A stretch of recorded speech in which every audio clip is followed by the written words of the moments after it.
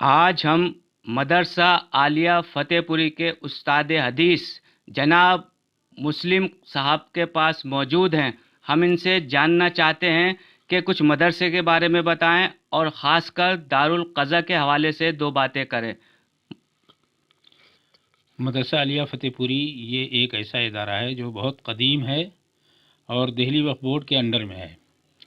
یہاں سے بڑے بڑے علماء، فضلاء اور بہت سارے ایسے طلباء یہاں سے نکلے ہیں جو ہندوستان ہی میں نہیں بلکہ بیرون ممالک بھی وہ اپنا کام کر رہے ہیں۔ دارالقضا کے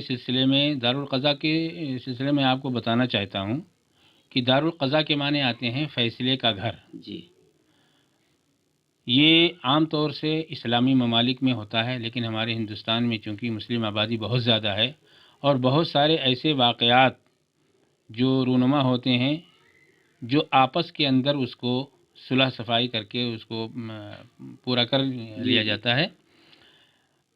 بہت سے ہمارے جو پڑھے لکھے لوگ ہیں بلکہ ان پڑھ لوگ زیادہ تر خاص کر کے نکاح اور طلاق کے سلسلے میں ان کو معلومات نہیں ہوتی ہیں۔ ان کو یہ بھی نہیں معلوم ہوتا ہے کہ نکاح جو ہے کتنا مبارک بندھن ہے، اس کو اپنی زندگی میں لانے کے بعد اس کو کس طریقے سے پورا کرنا چاہیے، کس طریقے سے اپنی زندگی گزارنی چاہیے، بیوی کا کیا حق ہے، ماں باپ کا کیا حق ہے، یہ ان کو معلومات نہیں ہوتی ہیں، جس کی بنا پر طلاق کی نوبت آتی ہے۔ اور طلاق جو ہے ایک ایسا نازک مسئلہ ہے کہ حدیث میں آتا ہے ثلاث جدہن جد وہزلہن جد، النکاح، الطلاق، العتاق، اور بعض روایات کے اندر الرجعہ کا لفظ آتا ہے۔ یعنی نکاح اور طلاق اور عتاق ایک ایسی چیزیں ہیں کہ اگر کوئی آدمی یعنی مذاق کے اندر بھی کہتا ہے کہ بھئی ہم نے تم سے نکاح کیا اور ساتھ میں دو نکاح کے ساتھ میں اگر عاقل بالغ مسلمان موجود ہیں تو نکاح ہو جاتا ہے۔ ایسے ہی طلاق کے سلسلے میں اگر کوئی آدمی مذاق میں طلاق دیتا ہے تو بھی طلاق واقع ہو جاتی ہے، غصے میں طلاق دیتا ہے تب بھی طلاق واقع ہو جاتی ہے۔ مولانا یہاں میں ذرا سے چاہوں گا، جیسے آپ نے کہا کہ کوئی ویسے بھی کہہ دیتا ہے نکاح بغیر خطبہ کوئی بھی پڑھ سکتا ہے۔ خطبہ یہ جو ہے سنت ہے۔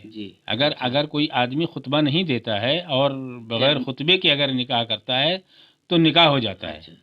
ایسے ہی طلاق، اچھا نکاح کے لیے دو گواہوں کی موجودگی ضروری ہے، لیکن طلاق ایک ایسا نازک مسئلہ ہے کہ اس میں گواہی کی بھی ضرورت نہیں ہوتی ہے۔ اسی لیے میں آپ سے یہ کہہ رہا ہوں کہ طلاق جو ہے اگر کوئی آدمی زبانی دیتا ہے، بیوی کی موجودگی میں دیتا ہے، غیر موجودگی میں دیتا ہے، تب بھی اس کو طلاق واقع ہو جاتی ہے۔ اگر کوئی پردیس میں رہ رہا ہے، وہاں سے اس نے ٹیلی فون کر دیا تب بھی اس کی طلاق واقع ہو جاتی ہے، اور اگر کوئی لکھ کر کے دے دیتا ہے اور اس پہ دستخط کر دیتا ہے تب بھی اس کی طلاق واقع ہو جاتی ہے۔ تو یہ اتنا نازک مسئلہ ہے، اس کو ہمارے جو نوجوان ہیں اس کو سمجھتے نہیں ہیں۔ اب ظاہر ہے کہ آدمی جب طلاق دے دیتا ہے اس کے بعد وہ پچھتاتا ہے۔ طلاق کیسے دی جاتی ہے اس کو یہی نہیں معلوم ہے کہ ایک طلاق کیا ہوتی ہے، دو طلاق کیا ہوتی ہے، تین طلاق کیا ہوتی ہے، ایک طلاق سے کیا ہوتا ہے، تین طلاق سے کیا ہوتا ہے، ایک لمبا مسئلہ ہے۔ تو طلاق دینے کے بعد اب میاں بیوی کے اندر نا اتفاقی ہوئی، دو خاندانوں کے اندر نا اتفاقی ہو گئی، اب وہ عدالت کا دروازہ کھٹکھٹاتے ہیں۔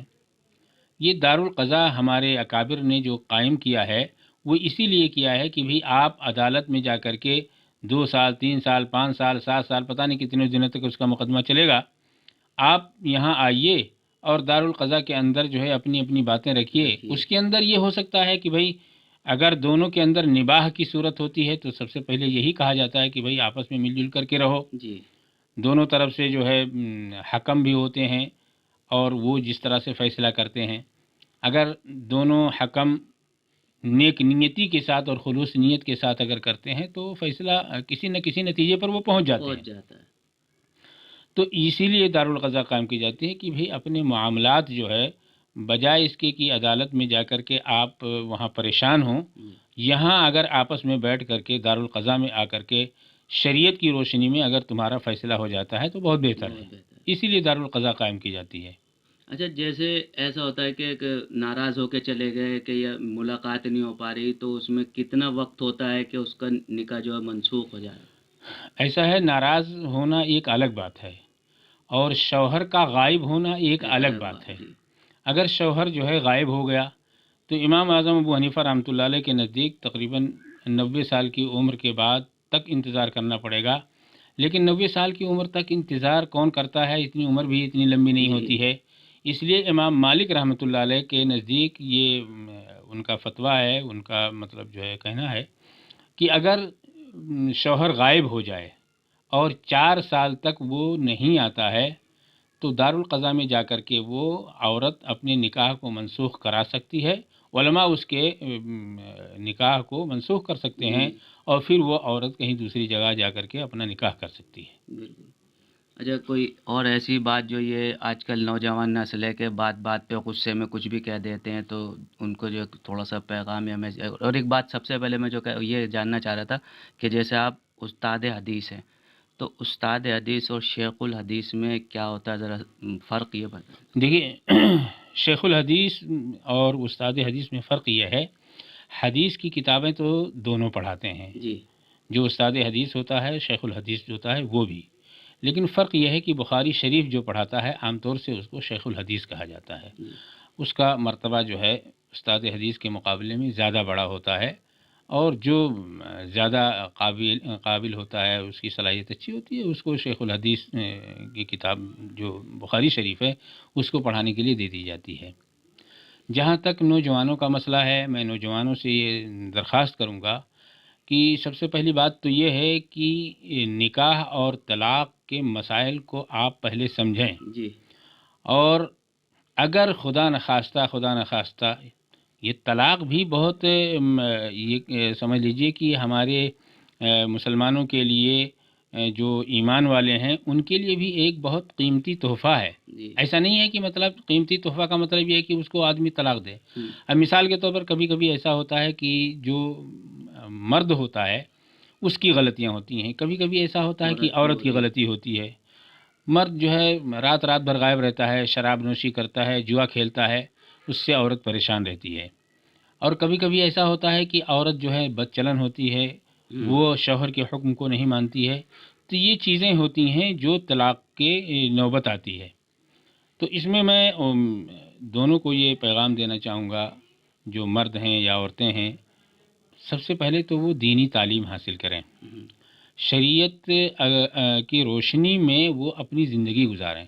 اگر ان کو دین کی تعلیم نہیں ہے تو اس کی وجہ سے جو ہے طلاق کی نوبت آتی ہے. اور اگر دین کی باتیں وہ سیکھیں، علماء کے پاس بیٹھیں، علماء سے کچھ سیکھیں، تو انشاءاللہ جو ہے یہ طلاق کی نوبت نہیں آئے گی. بالکل.